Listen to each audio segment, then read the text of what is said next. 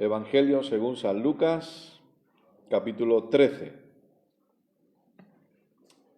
Lucas, capítulo 13. Y dentro de la serie que estamos tratando, que ya saben que es Identificados en Cristo o Identificados con Cristo,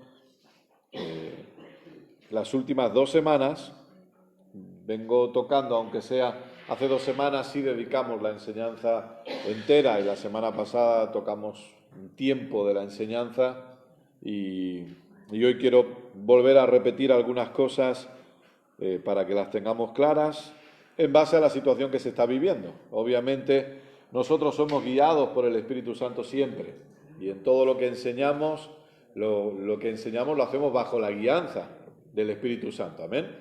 Pero, y bajo esa guianza entendemos que en base a cómo se va moviendo la sociedad necesitamos traer una palabra, porque escuche, si alguien debe levantar la voz en medio de tiempos difíciles, debe ser la Iglesia. Y si alguien debe levantar la voz para traer esperanza a un mundo sin esperanza y para traer consuelo a un mundo herido, debe ser la Iglesia, porque nosotros tenemos el Evangelio de Jesucristo.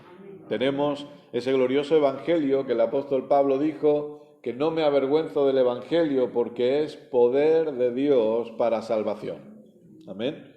Entonces es importante que la Iglesia tenga una voz y es importante que nosotros levantemos esa voz independientemente de que a veces haya gente que quiera mandar callar esa voz. Y en medio de los tiempos que se viven, como vengo hablando los últimos 2 domingos, es importante primero que usted sepa lo que cree y a partir de ahí que usted pueda transmitir esa vida de Cristo en usted a todos los que le rodean para evitar el pánico, para evitar la preocupación, para evitar la histeria en la que a veces la sociedad se sumerge por no tener un conocimiento correcto, por no tener un entendimiento correcto. Y como vengo diciéndole en varias reuniones, que las personas sin Cristo, cuando saltan malas noticias, cuando corren como la pólvora las malas noticias, entren en una histeria y en una preocupación, lo podríamos ver normal. Que la Iglesia lo haga no es normal. Ayer conversábamos con algunas personas y yo comentaba la importancia de no normalizar lo que no debe ser normal para la Iglesia. Y en eso nosotros debemos aprender del pueblo de Israel, del pueblo judío, en el Antiguo Testamento. Recuerde que cuando leemos el Antiguo Testamento son cosas que están escritas para nuestro aprendizaje, para que nosotros aprendamos, no para que vivamos como ellos vivieron, pero sí para que aprendamos. Y una de las cosas que nosotros podemos ver es que ellos entendían el pacto en el que estaban. Y por entender el pacto en el que estaban, sabían lo que les pertenecía. ¿Sí? Y es necesario que usted y yo crezcamos en el conocimiento, obviamente, en el conocimiento de lo que ya ha sido hecho por nosotros, de lo que ya se nos ha dado. Esta mañana tuve el placer de volver a compartir con el apóstol Gustavo Lara y él enseñaba y él decía, nosotros no esperamos que pase algo, sino que nosotros crecemos en el conocimiento de lo que ya pasó en la cruz, de lo que ya ha sido hecho. Y es necesario que crezcamos en conocimiento porque sin conocimiento se sufre. Sin conocimiento la gente padece, la gente sufre. Por eso que nosotros marcamos una diferencia a la que Dios nos ha guiado a marcar para entender que la gente necesita ser alimentada. Aquí no viene para entretenerse. El problema, y usted sabe que lo repito una y otra vez, porque no buscamos el entretenimiento de la gente, porque el entretenimiento de la gente no le va a ayudar a enfrentar su situación mañana. Que usted se entretenga un domingo a la tarde, por eso hay quizá ministerios que necesitan muchas reuniones a la semana o muchas actividades a la semana, porque necesitan esa dosis de cristianismo, que no lo es, para poder sobrevivir. Pero la realidad es que usted necesita entender por encima de todo que Cristo vive en usted. Amén. Que Cristo está dentro suyo. Amén. Y eso es lo que nos ayuda cuando somos enseñados, cuando aprendemos, no cuando nos entretienen, sino cuando aprendemos, eso nos ayuda a poder enfrentar las adversidades y las dificultades que puedan venir en nuestro camino. Fíjese en Lucas capítulo 13, el verso 10 en adelante. ¿Lo tiene? Dice así Lucas 13:10, enseñaba Jesús en una sinagoga en el día de reposo, y había allí una mujer que desde hacía 18 años tenía espíritu de enfermedad y andaba encorvada y en ninguna manera se podía enderezar. Cuando Jesús la vio, la llamó y le dijo, mujer, eres libre de tu enfermedad. Y puso las manos sobre ella y ella se enderezó luego y glorificaba a Dios. Pero el principal de la sinagoga, enojado de que Jesús hubiese sanado en el día de reposo, dijo a la gente, 6 días hay en que se debe trabajar en estos. En estos, pues, venid y sed sanados, y no en día de reposo.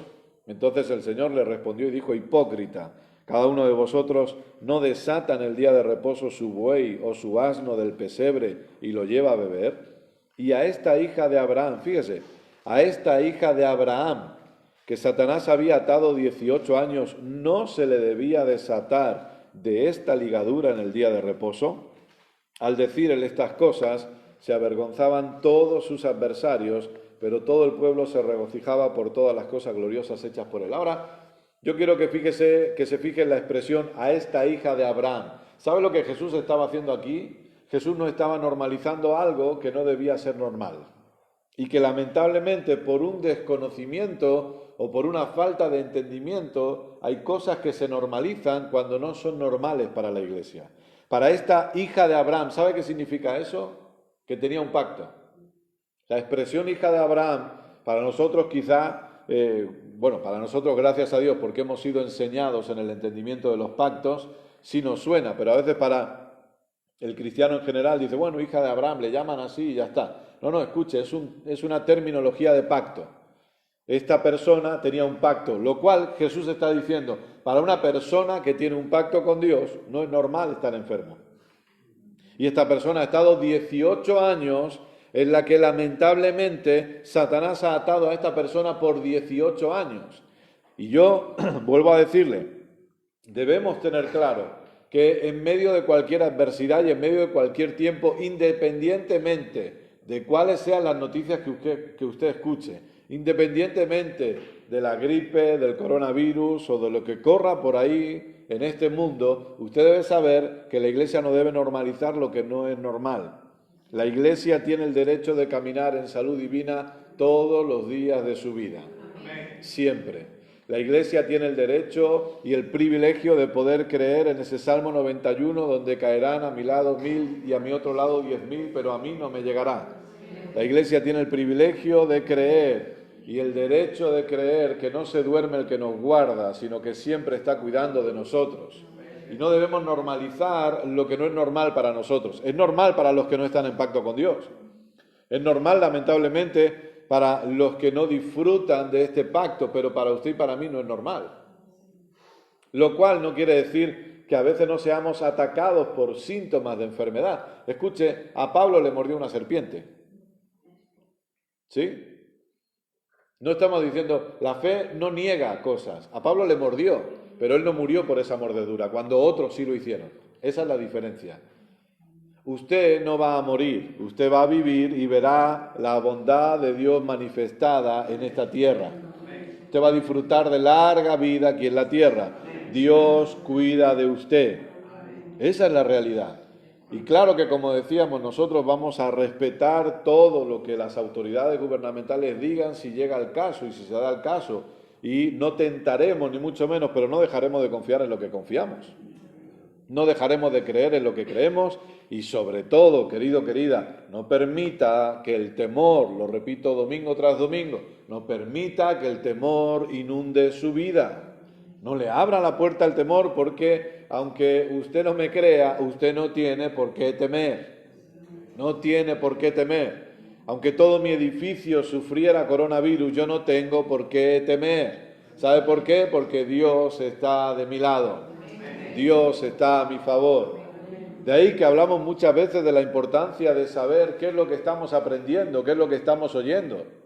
Muchas veces la gente dice que, bueno, al fin y al cabo da igual donde me congregue porque al final todos predican la palabra de Dios. Todos pueden predicar la palabra de Dios, pero no todos pueden predicar el Evangelio de Jesucristo.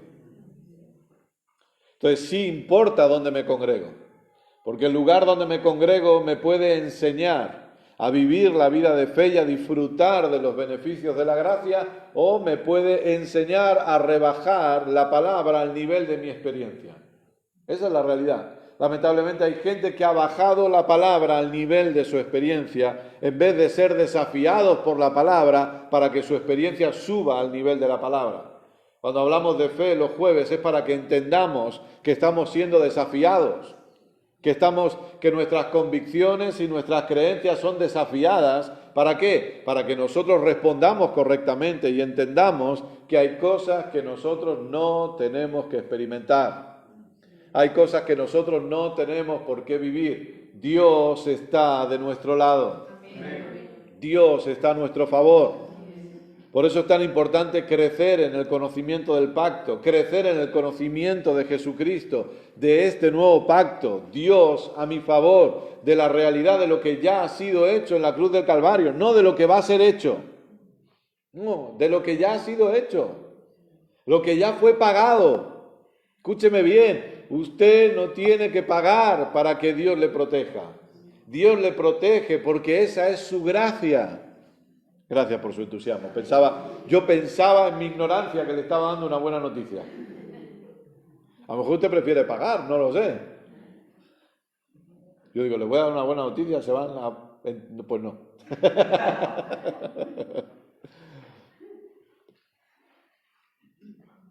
Hay predicadores, pastores por ahí, ya están por ahí corriendo, aprovechan el momento rápido que le predican a la gente del domingo. Si usted diezma, Dios le va a proteger del coronavirus. Y ya lo están predicando eso. Y yo le estoy diciendo que usted no tiene que diezmar para que Dios le proteja, porque Dios le protege por gracia. Amén. Dios le protege porque le ama. Amén. Esa es la realidad. Dios le protege y cuida de usted porque Él es un Dios bueno y usted y yo estamos hoy disfrutando de un pacto de gracia en el que no hay que pagar para que Dios haga algo por nosotros, sino que Él ha decidido hacerlo porque nos ama. Comprenda el amor de Dios hacia usted, comprenda la bondad de Dios hacia su vida, cuánto Dios le ama. Y ese amor es el que le protege, ese amor es el que le cuida. ¿Por qué cuida usted a sus hijos? ¿Porque le pagan o porque les ama? El amor le lleva a un padre a cuidar de sus hijos. El amor lleva a una madre a cuidar de sus hijos. Y aún siendo malos, dijo Jesús, hacemos esas cosas. Cuanto más nuestro Padre bueno. Amén. Así que entienda qué pacto estoy disfrutando, qué pacto estoy viviendo. Crezca en el conocimiento, crezca en el entendimiento que por causa de estar en Cristo, Dios está cuidando de usted. Todos los días de su vida. Amén. Ahora, vayamos una vez más a Gálatas, vamos a seguir avanzando en nuestra serie.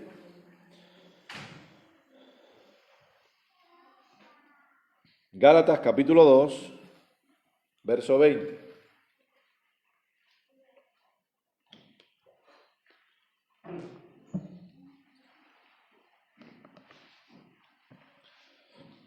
Y en el día de hoy vamos a entrar de lleno en hablar cosas que han sucedido en nuestro espíritu. Recuerde que vamos a ver lo que ha sucedido en nuestro espíritu para que luego aprendamos cómo trabajar con el alma para que se acabe manifestando lo que ya somos.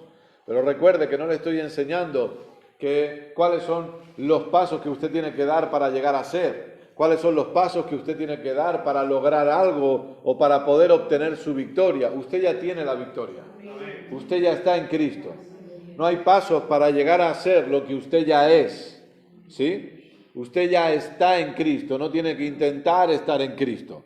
Entonces lo que estamos aprendiendo no es cómo llegar a ser algo, lo que estamos aprendiendo es quién soy. ¿Quién soy? Usted tiene que saber quién es. Usted no solamente es la persona que dice su DNI. Claro, usted dice, no, yo sé quién es. Yo soy Juan, yo soy Gigi, yo soy Ana, yo soy Azucena, sé quién soy. Tendría un problema si no supiera quién soy. Creo que tengo claro quién soy. No. Pero no estoy hablando de eso. Usted, ¿quién es por causa de lo que Cristo ha hecho? Ese es el punto. Porque partiendo de esa base, luego nosotros vamos a ver cómo trabajar con el alma para manifestar lo que somos. Pero tengo que saber quién soy. ¿Sí? Porque si no, vuelvo a estar en una situación en la que se me puede manipular, en la que se me puede utilizar para enseñarme, no, perdona, tú estás aquí, pero tienes que llegar allí. Entonces yo te voy a enseñar cómo de aquí vas allí. Y todo eso va a venir en base a lo que yo te diga. Y a partir de ahí, pues va a estar tu santidad, tu congregarte. Si te congregas vas a avanzar más, si das dinero vas a avanzar más. Entonces, claro, cuando yo no sé dónde estoy o quién soy, me van a ir enseñando, no, tú estás aquí. Por eso la religión se enfada con el Evangelio. Por eso la religión se enfada con Cristo. Porque la religión quiere usarte y quiere aprovecharse de ti, quiere aprovechar su vida, pero Cristo le enseña lo que usted ya es. Cristo no está tratando de aprovecharse de usted, Cristo está diciéndole todo lo que Él ha hecho por usted porque le ama. El Evangelio le revela lo que ha hecho por usted. La religión quiere abusar de usted. ¿Sí? Entonces yo necesito ser enseñado correctamente. Y aquí el apóstol Pablo dice, Gálatas capítulo 2, verso 20, ¿lo tiene? Dice, con Cristo estoy juntamente crucificado y ya no vivo yo. O sea, yo no sé si es que quizá o yo lo leo mal o no sé. Dice, ya no vivo yo, mas vive Cristo en mí. ¿En su Biblia dice eso también? Quizá en otras versiones lo puede decir algo diferente, pero más o menos la idea es la misma. Aquí Pablo no está diciendo, que yo sepa, y repito, yo lo estoy leyendo, que yo sepa, aquí Pablo no está diciendo, yo estoy en un proceso de dejar de vivir. ¿Dice eso? Estoy en un proceso de morir a mí mismo. ¿Dice eso? No, Pablo es rotundo y dice, yo estoy crucificado juntamente con Cristo y ya no vivo yo, sino que ahora vive Cristo en mí. Es por eso que a la gente le cuesta la vida cristiana porque no han entendido que es Cristo el que vive en ellos. Que ellos tienen que entender que han muerto.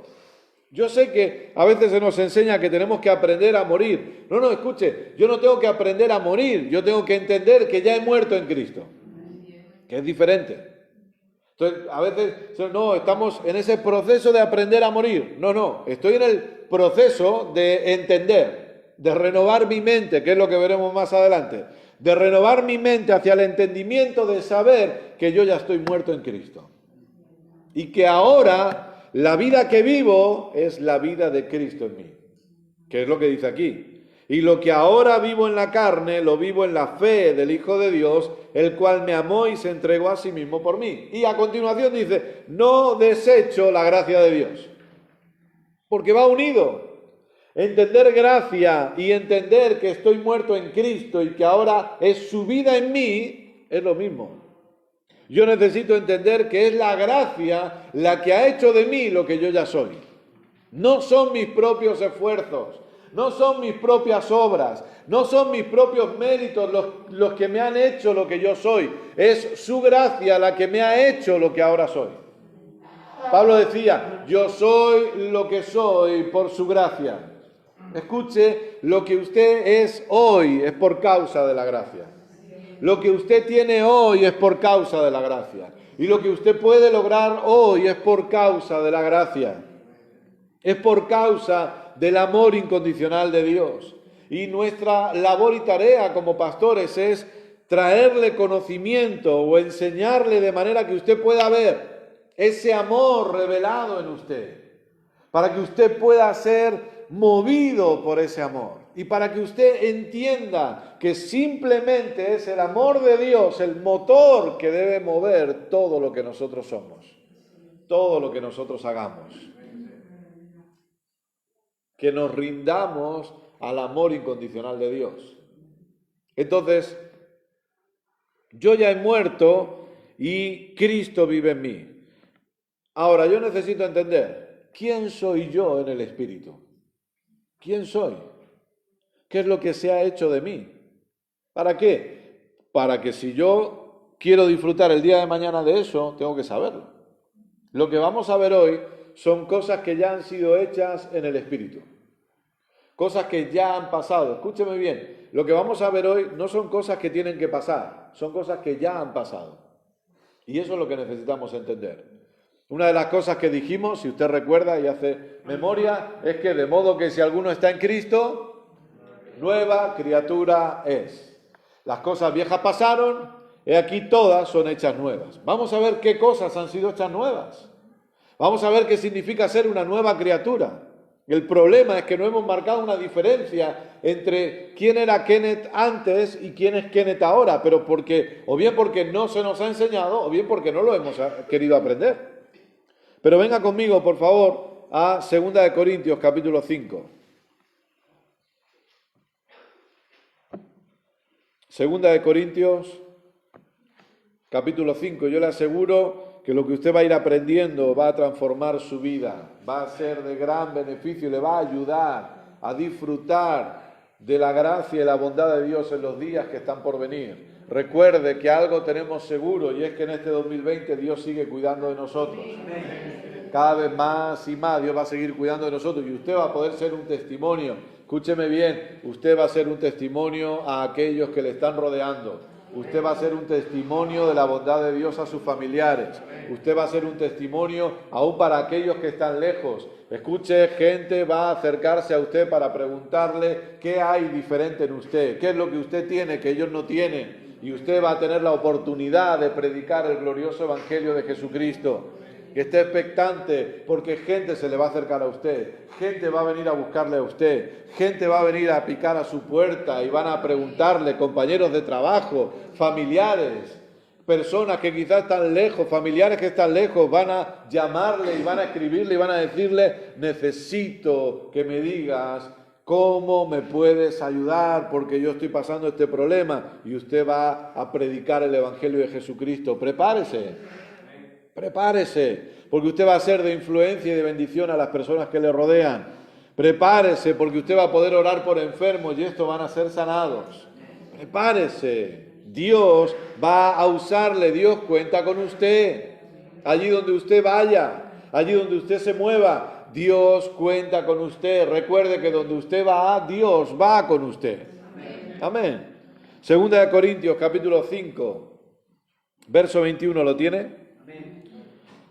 Dice así, al que no conoció pecado, por nosotros lo hizo pecado, para que nosotros fuésemos hechos justicia de Dios en él. Una de las cosas que usted ha sido hecho es justicia de Dios en él. Jesús se hizo pecado, escuche, el único santo, el único justo por naturaleza, el único santo por naturaleza. El único inocente por naturaleza, se hizo culpable, se hizo pecado por todos los pecadores. Ese es el amor de Dios. Jesús se hizo pecado para que usted sea justicia. Escuche, una de las realidades que ha pasado en su espíritu es que usted, al ser todo hecho nuevo, dentro de ese todo hecho nuevo hay una naturaleza de justicia. Usted ya no es un pecador, usted ya no es una pecadora, usted ha sido hecha la justicia de Dios en él. Es por eso que Romanos 8 nos dice, no hay más condenación para los que estamos en Cristo. ¿Por qué? Porque ahora en Cristo yo tengo la justicia de Dios. ¿Qué significa tener la justicia? Que yo ahora estoy delante de Dios como si nunca hubiera existido el pecado en mi vida. Ya no hay pecado en mí. ¿Por qué? Porque pecado era una naturaleza, no un acto. El problema, creo, es que siempre que se nos habla de pecado, nuestra mente ¿dónde se va? A las acciones, ¿o no? Cuando hablan de pecado, de hecho incluso los predicadores que atemorizan a la gente le dicen vivan en santidad, porque si viven en pecado, ¿de qué están hablando?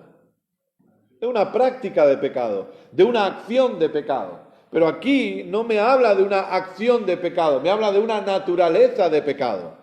Nosotros nacemos pecadores porque tenemos una naturaleza de pecado. Y esa naturaleza nos impulsa, aún sin querer, nos impulsa a pecar. Porque es la naturaleza, es lo que somos. Por eso la Biblia nos habla en Juan capítulo 3 de un nuevo nacimiento. ¿Por qué nuevo nacimiento? Porque la primera vez que nací mal. No se ofenda conmigo, ¿eh? Pero la primera vez que nací mal. Nací con tara, con defecto. Nací tarado. Ya me pongo yo para no ofenderle a usted, ¿eh? Nací tarado yo. Usted también. Todos nacemos tarados, algunos más que otros, pero todos nacemos tarados. Esa es la realidad. ¿Por qué? Porque nacemos con una naturaleza de pecado. El defecto es ese. Luego ya la locura de cada uno, eso ya bueno. Pero el defecto es que nacemos con una naturaleza de pecado. Lo vimos semanas atrás. Adán peca y a partir de ahí todos los que nacen después de Adán nacemos a la imagen de Adán. ¿Que es una imagen de qué? De pecado. ¿Una naturaleza de qué? De pecado. Pero ahora, en el nuevo nacimiento, la buena noticia viene ahora. Yo le he dado la mala noticia. Usted nació primero mal. Nació con tara. Pero ahora le doy la buena noticia. La segunda vez que nacimos bien. ¿Por qué? Porque hemos nacido con una naturaleza de justicia, que es imposible de lograr por nuestro propio esfuerzo. Es imposible de lograr en base a nuestras propias obras. Esa naturaleza es un regalo de la gracia. Es un regalo. Vengan conmigo a 1 Corintios 1.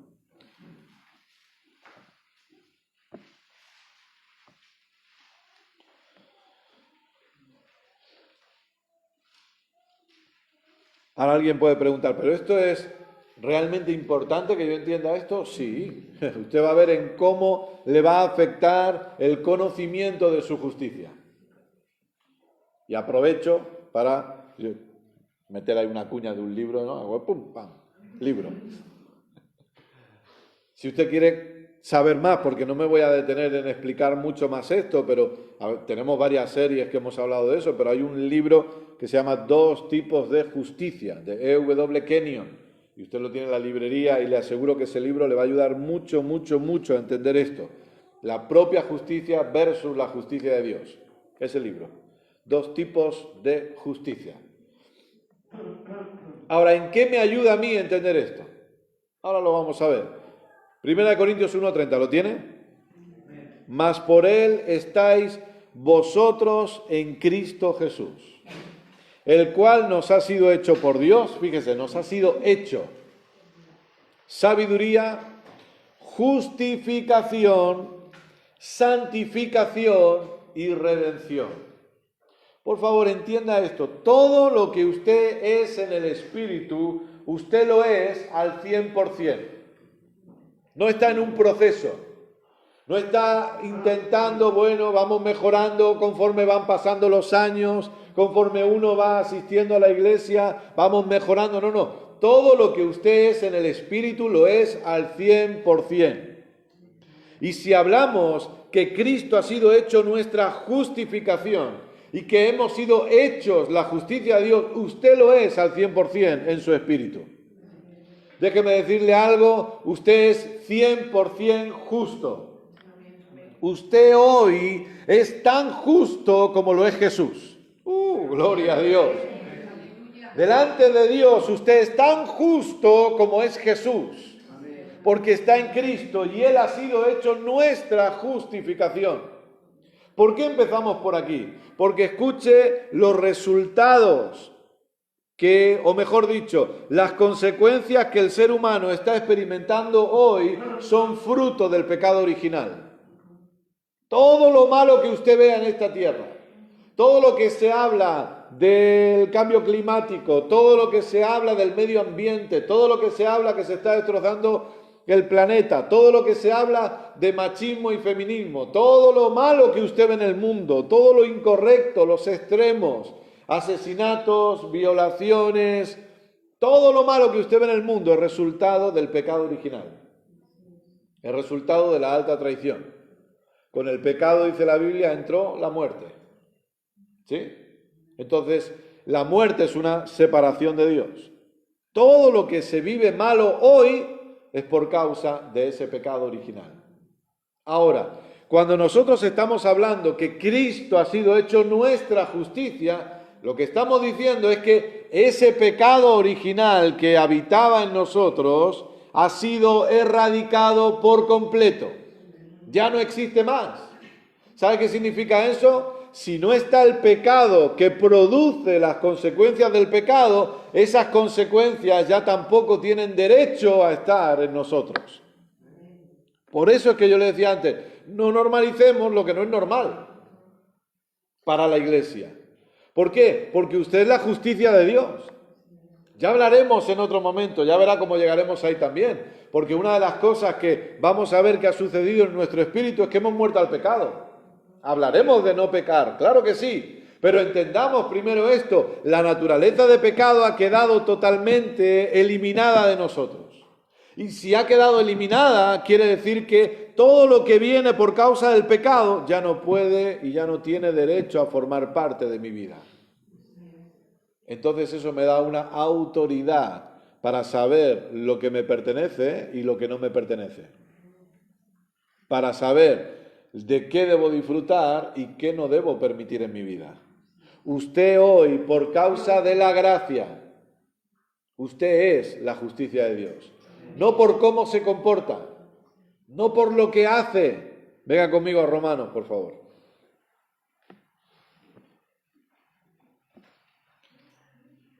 Dios es tan bueno. Amén.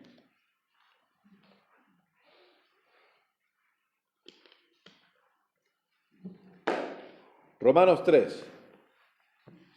Vamos a ver varias cosas aquí.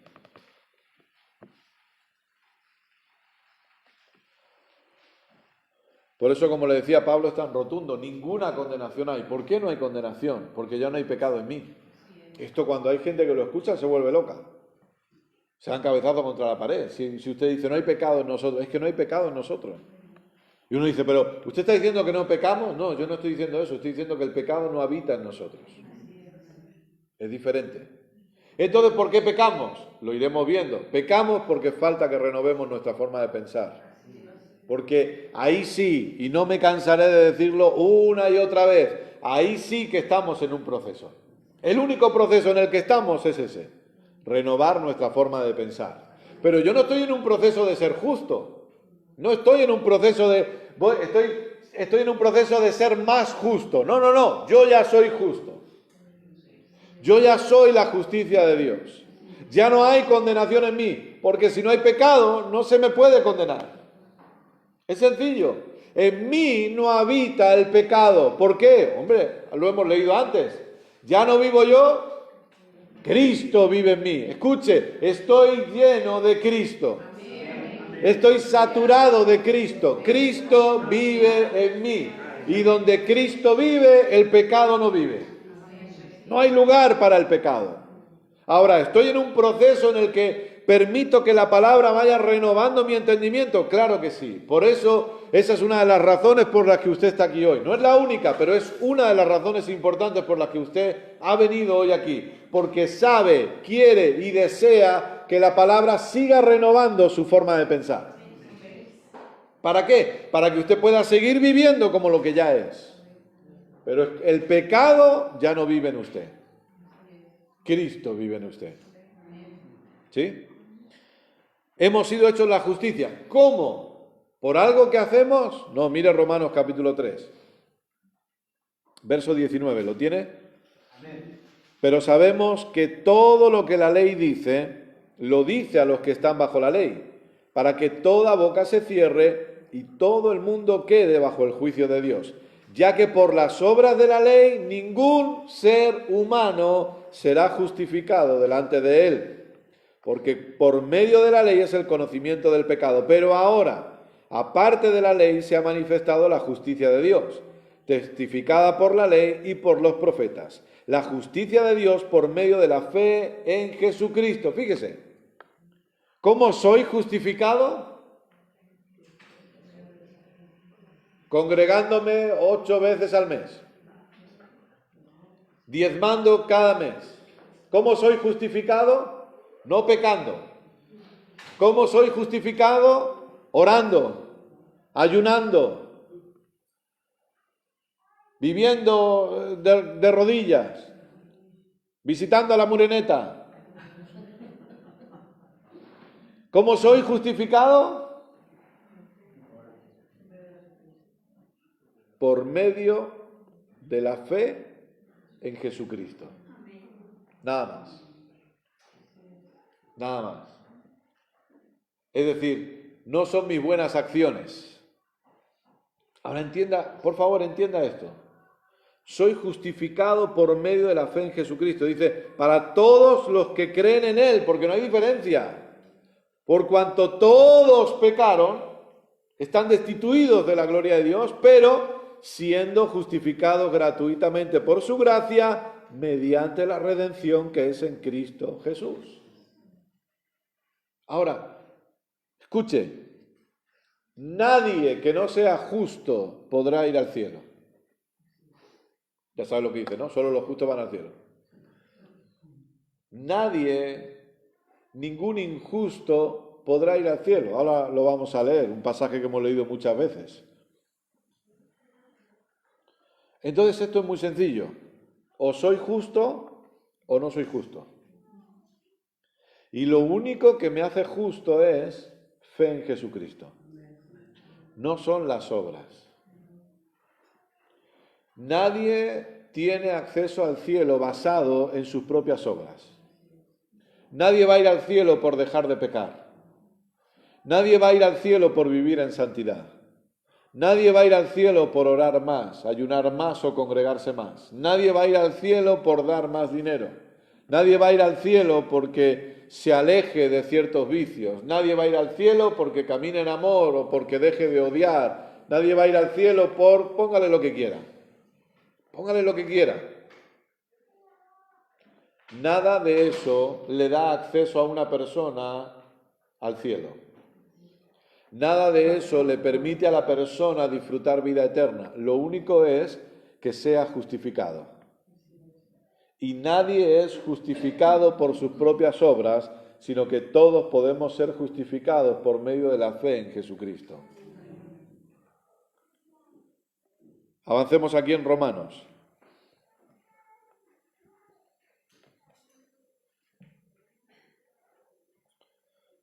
Capítulo 5.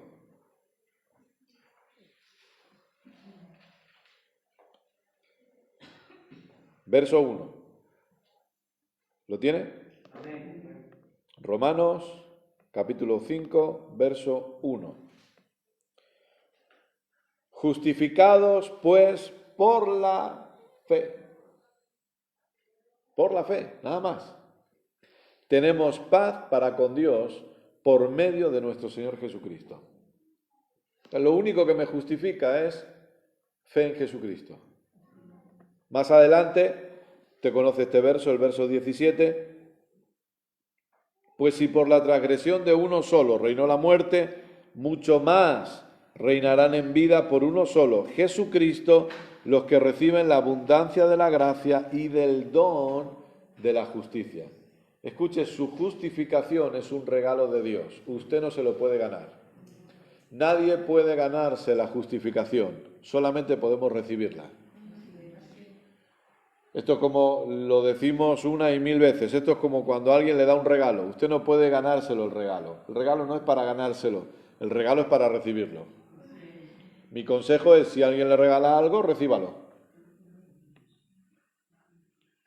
No trate de pagarlo.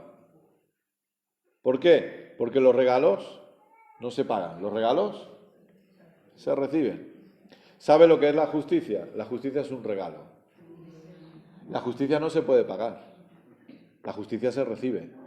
¿Cómo? Por medio de la fe en Jesucristo.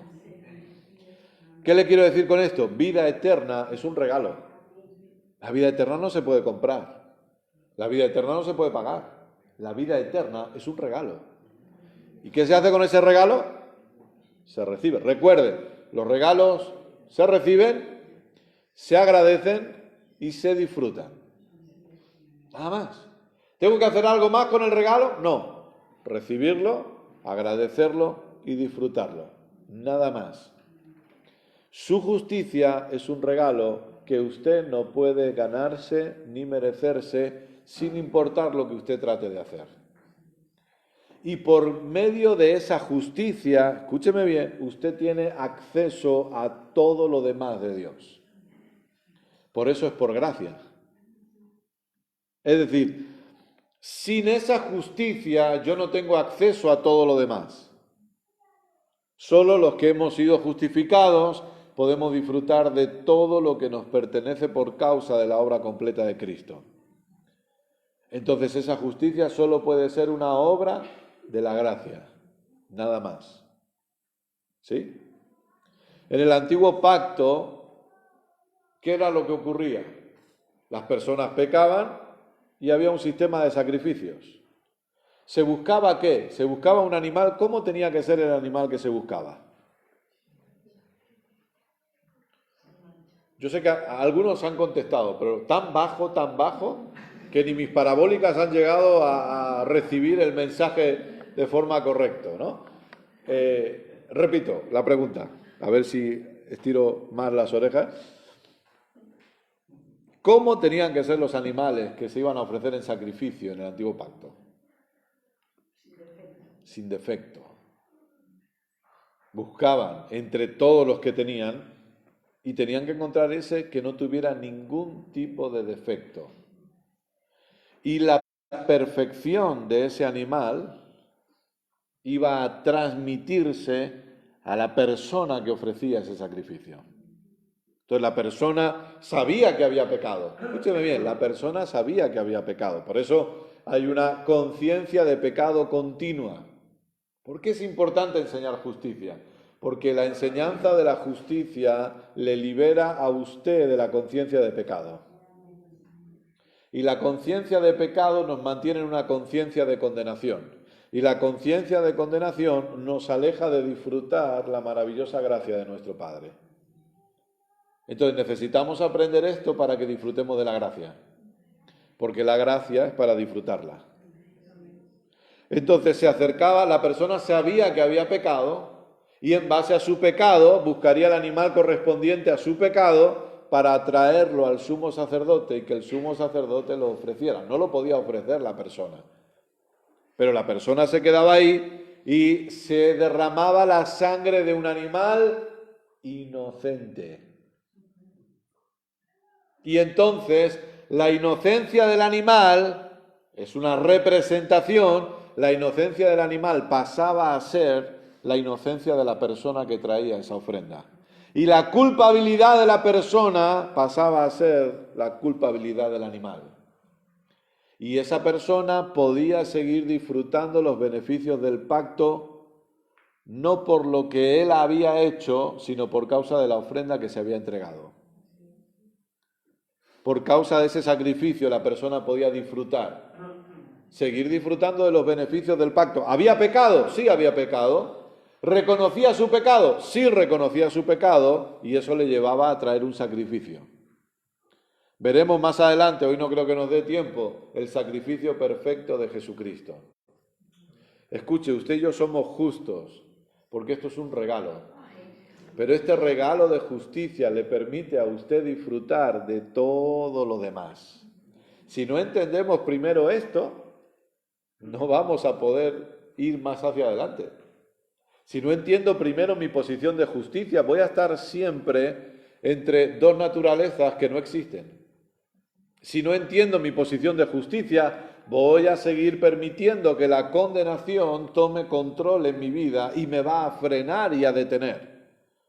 Por eso en el capítulo anterior, el capítulo 4, Pablo relata a David diciendo: bienaventurado el varón que sabe que Dios no le imputará de pecado. O sea, David lo vio en el futuro y decía: madre mía, qué bueno aquel que el día de mañana va a poder disfrutar de su comunión con Dios sin que éste le impute pecado. Escuche, Dios ya no ve pecado en usted. Esto es tremendo. Porque el problema es que usted se ve y usted se ve pecando. Y usted ve que peca. Pero escuche, Dios no ve pecado en usted. Para Dios ya no hay pecado en usted, porque Dios está mirando su espíritu y su espíritu es perfecto y su espíritu es justo por completo, porque si no, escúcheme bien, si no fuera así, no podríamos ser uno con Él. ¿Acaso tendrá comunión la luz con las tinieblas? ¿Acaso tendrá comunión lo impuro con lo puro? ¿Se acuerda que dice Pablo eso en Corintios? ¿Podrá tener comunión Dios y Satanás? ¿Podrá tener comunión el pecado y la justicia? No. Pues un momento. Si yo sigo teniendo pecado, si yo sigo siendo pecador, ¿cómo puede ser que Dios y yo seamos uno si Dios no tiene comunión con el pecado? No puede ser. Sin embargo, la Biblia deja bien claro que Dios y yo somos uno. Que el que se une al Señor, une espíritu es con Él. Entonces, quiere decir que ya no hay pecado en mí, sino que hay justicia en mí. Porque la comunión con Dios es una comunión de espíritu. ¿Que peco de vez en cuando? Sí. Cada vez pecamos menos. Cuanto más entendimiento adquirimos en base a lo que ya somos en Cristo, cada vez pecamos menos, sin ningún tipo de duda. Y repito, eso nos tocará verlo más adelante. Pero ahora usted necesita abrazar esta verdad. Usted es totalmente justo. Usted no está en un proceso de justificación. Porque escuche, una persona que está en un proceso de justificación no va a poder entrar al cielo. O somos justos o no lo somos. No, podemos presentar ahí en la puerta, que ya sabe que está San Pedro, ¿no? Él es el llavero, el portero. San Pedro es el portero del cielo, ¿no? Y cuando está ahí, ¿qué hacemos? Y si usted, no lo sé, estoy en un proceso. En mis días buenos entro al cielo y en mis días malos salgo, voy saliendo. Porque como estoy en un proceso, o lo soy o no lo soy. Entonces hay gente que dice, somos pecadores salvos por gracia. No puede ser. O soy pecador o soy salvo, pero es que las dos cosas no puedo serlo. No puedo serlo. Ese es el problema de no dividir correctamente nuestro ser. Y ese es el problema de no entender los pactos y no discernir la obra completa de Jesucristo. Primera de Corintios 6, por favor. Este pasaje que hemos leído muchas veces también.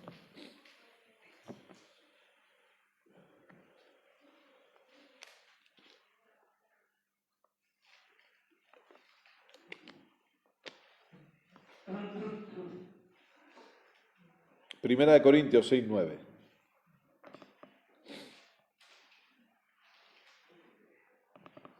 ¿Lo tiene?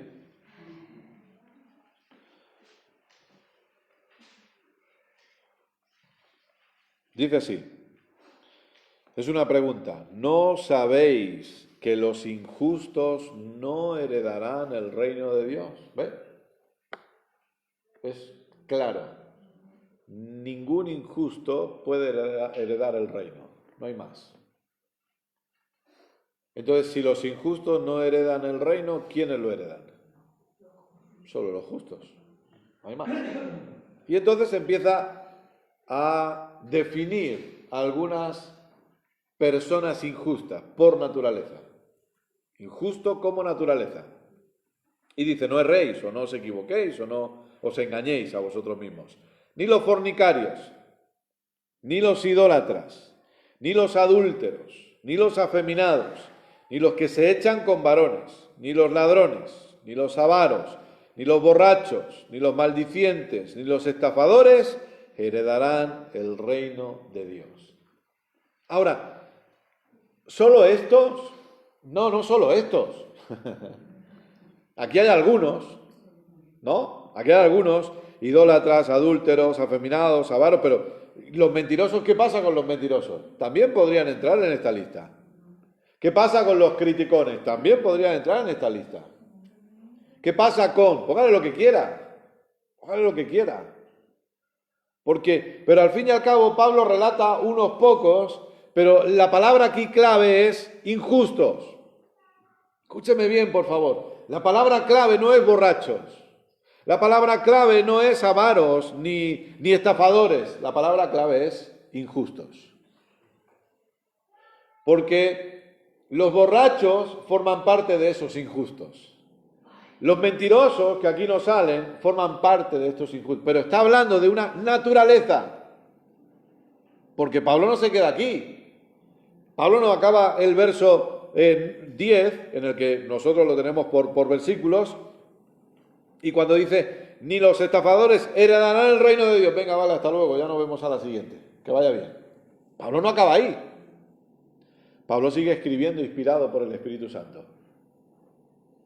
Y en la siguiente frase, que no es un versículo, que es una carta, que para los corintios no era un versículo, que para los corintios era una carta.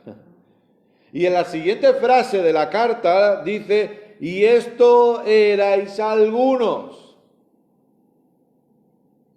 Practicabais estas cosas como naturaleza. Esto erais algunos. ¿Qué es lo que éramos? Borrachos, avaros. En resumen, ¿qué es lo que éramos? Injustos. Esto erais. Pablo le está predicando a la iglesia en Corinto, una de las iglesias más desordenadas que Pablo pastoreó. Una de las iglesias con una mentalidad más carnal de las que Pablo pastoreó. Una mente renovada poco, muy poco. En esta primera carta. Y a esta iglesia les dice, esto es lo que erais. Pero escuche bien. Mas ya habéis sido lavados. Bueno, yo estoy en un proceso en el que Dios tiene que lavarme. No, escuche. Aquí dice que yo ya he sido lavado. ¿Cómo he sido lavado?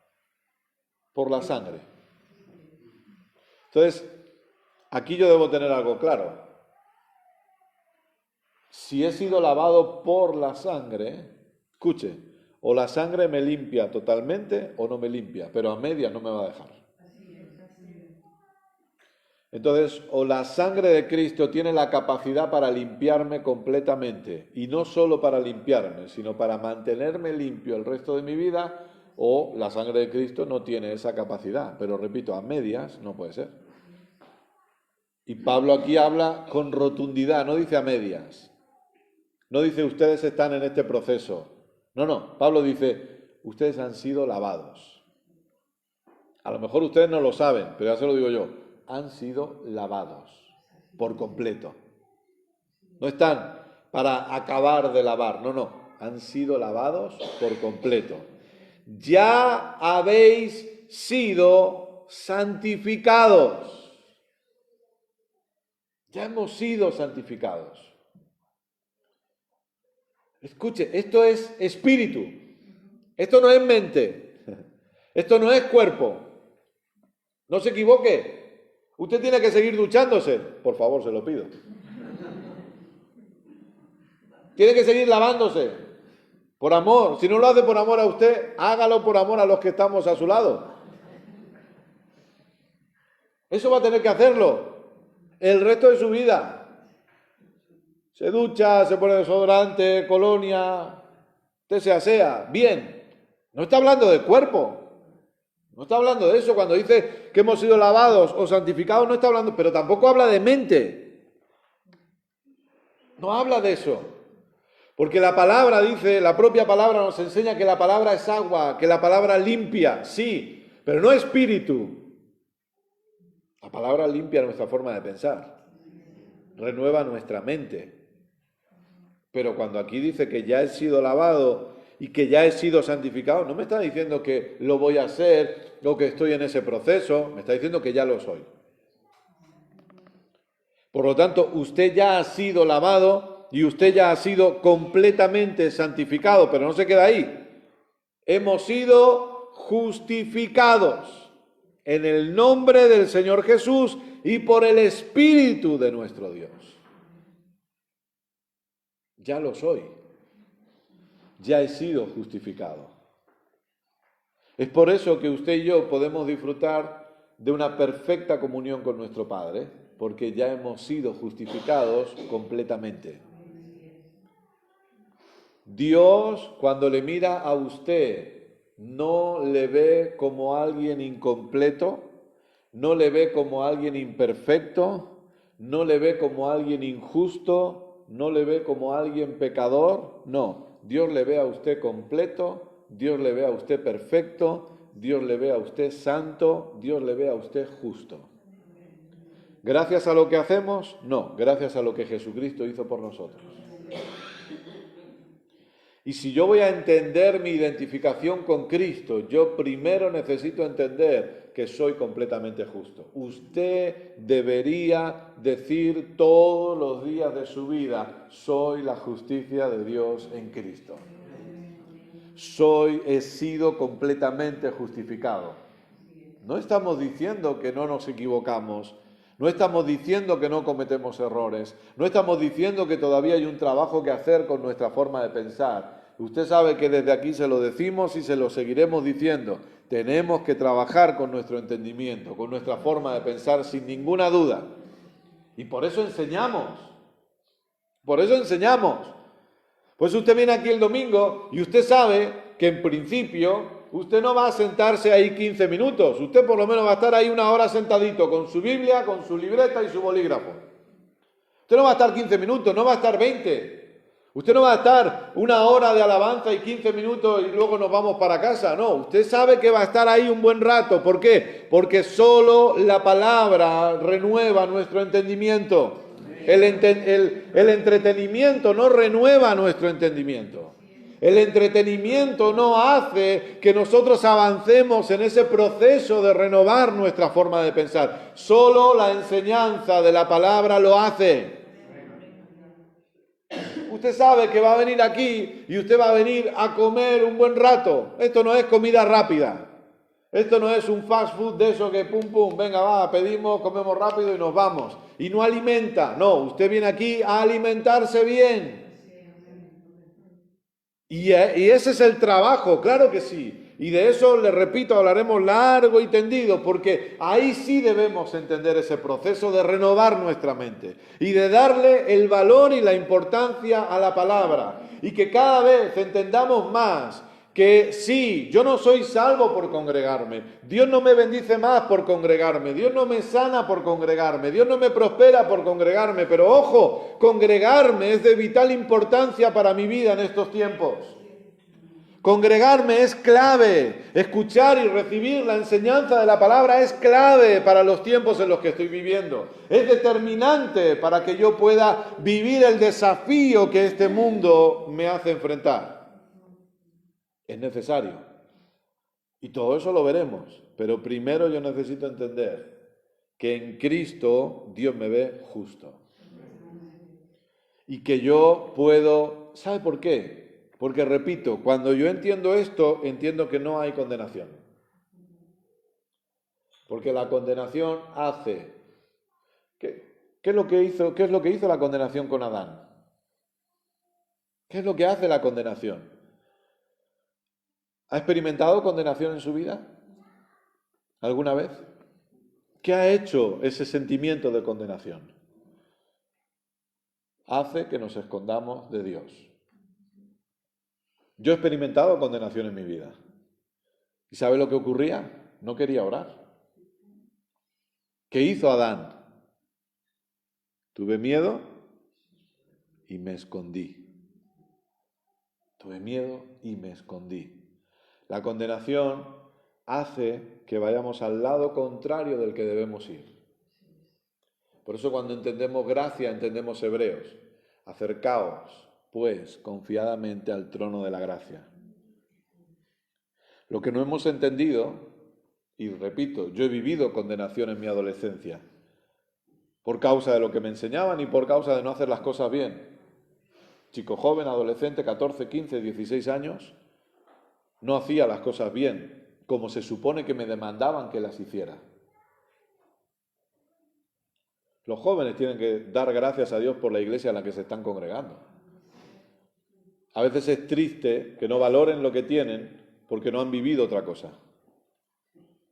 Pero los que hemos vivido otra cosa, valoramos lo que ustedes tienen. Y no porque nosotros seamos los pastores, ni mucho menos. Es por el mensaje y el evangelio.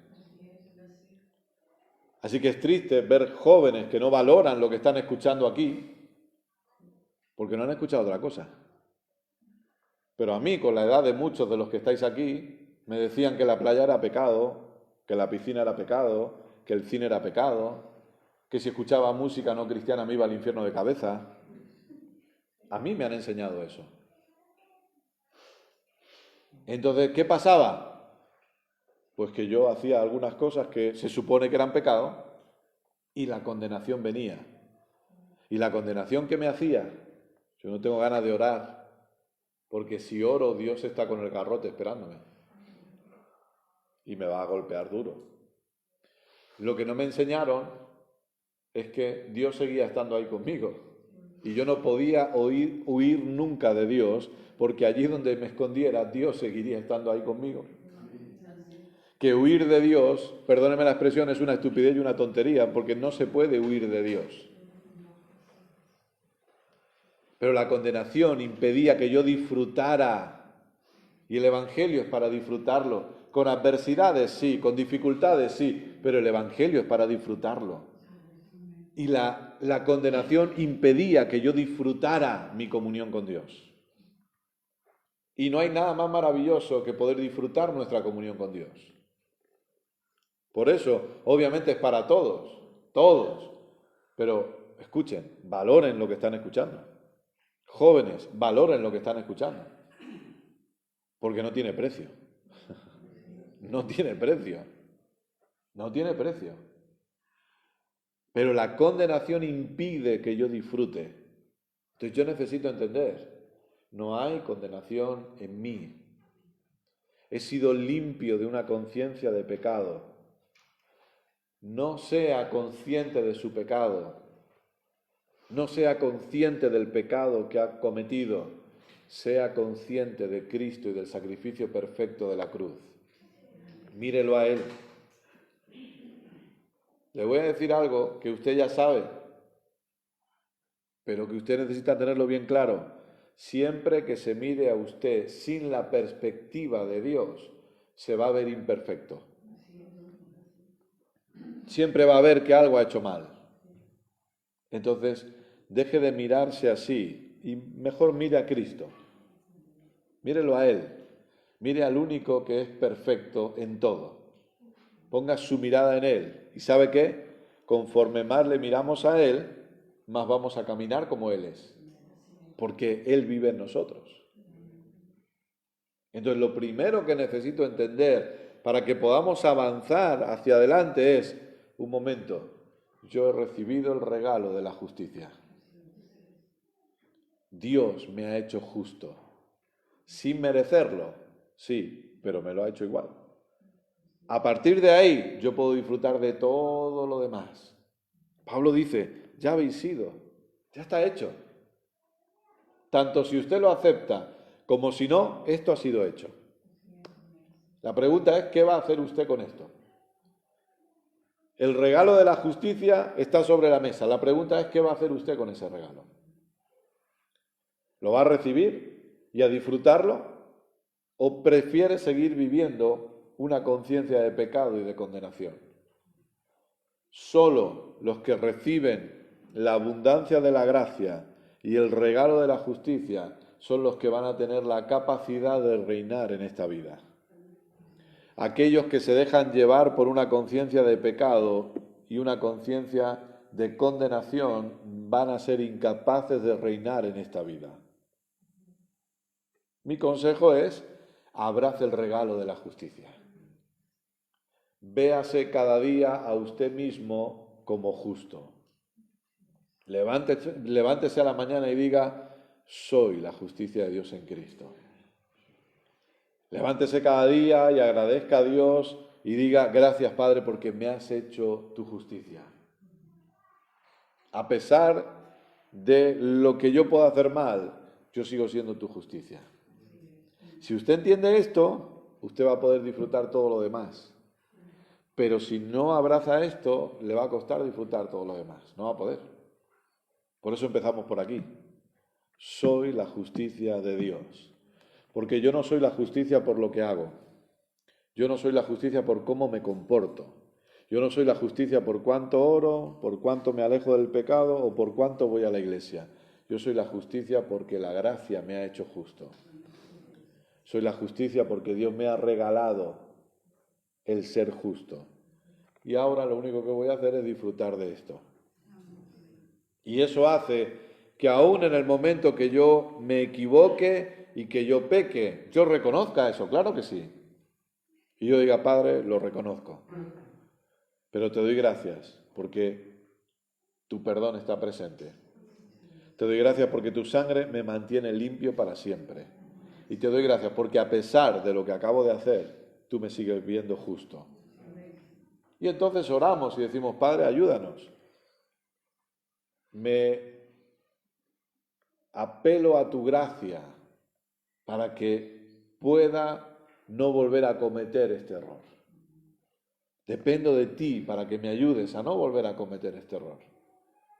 Pero sé que a pesar de haberlo hecho, tú me sigues viendo justo, porque eso no cambia mi posición en Cristo.